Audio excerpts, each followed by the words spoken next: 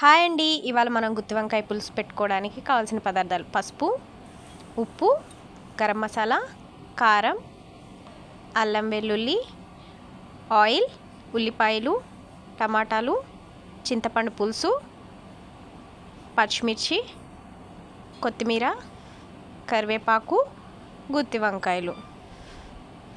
చిన్న చిన్న వంకాయలు అయితే అండి పులుసుకి చాలా మంచిగా ఉంటాయి, టేస్టీగా ఉంటాయండి, చాలా బాగుంటాయి. ఒక్కొక్క ముద్దకు ఒక్కొక్క గుత్తి వంకాయ పెట్టుకొని తింటే బాగుంటుంది. టమాటాలు చిలుకలుగా కోసుకొని పక్కన పెట్టుకున్నానండి. ఈ వంకాయల్ని శుభ్రంగా కడుక్కొని వాటిని 4 భాగాలుగా ఘాట్లు పెట్టుకొని పుచ్చులు ఉన్నాయో లేవో చూసుకొని వాటిని ఒక గిన్నెలో సాల్ట్ వేసి వాటర్ పోసి ఆ వాటర్లో వేసుకోవాలండి, లేదంటే కండ్రెక్కుతాయి.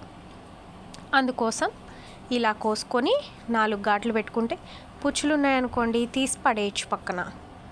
అందుకోసం అనేసి అలా చేసుకోవాలి.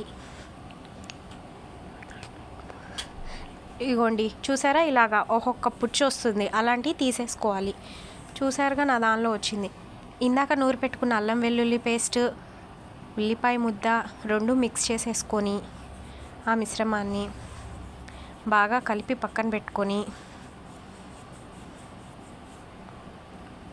4 స్పూన్లు కారం,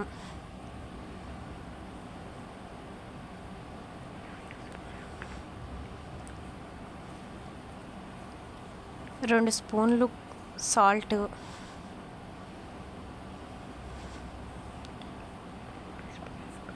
1 టేబుల్ స్పూన్ పసుపు,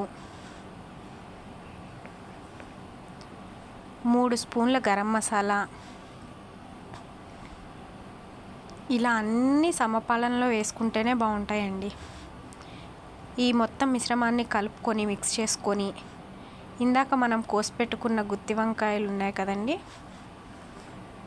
వాటర్లో వేసాం కదా, సాల్ట్ వాటర్లో కండ్రెక్కకుండా వాటిల్లో అన్నీ ఫిల్ చేసేసుకొని మొత్తం వంకాయలన్నిటిలోకి లోపలికి ఆ మొత్తాన్ని పెట్టేసేసి ఆ మసాలా మొత్తాన్ని ఫిల్ చేసి అన్నీ పక్కన పెట్టేసుకొని స్టవ్ ఆన్ చేసుకొని గిన్నె పెట్టుకొని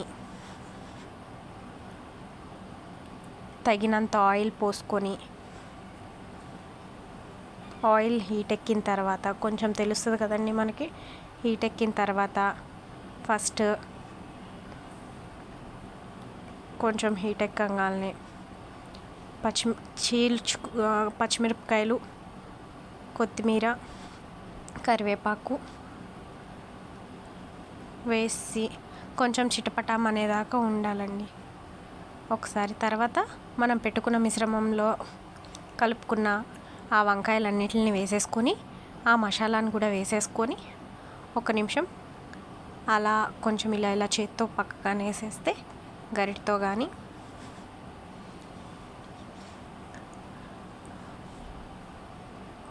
ఒక్కసారి కలుపుకొని మూత పెట్టేసుకోవాలండి. ఒక 5 మినిట్స్ మళ్ళీ తీసి చూసారా ఉడుకుతుంది. ఇప్పుడు టమాటాలు వేసుకుంటే టమాటాలు కూడా మగ్గిపోతాయి. ఒక 15 మినిట్స్ మగ్గిన తర్వాత తీసి మళ్ళీ కలుపుకొని మాడకుండా చింతపండు పులుసు పిండేస్తే ఆయిల్ పైకి రాగానే హై ఫ్లేమ్లో పెట్టేసుకుంటే ఒక 10 మినిట్స్లో ఆ పులుసు మొత్తం మరిగిపోయి అగోండి అలా మొత్తం పులుసు అంతా వేసేసిన తర్వాత ఒక 10 మినిట్స్ 5 మినిట్స్ అయినా చాలు, మరిగిపోద్ది హైలో. చూసారా, ఇలా అయిన తర్వాత మూత తీసి ఒకసారి కలుపుకొని ఒకసారి కలిపేసుకొని ఇలాగా కొత్తిమీర వేసేసుకుంటే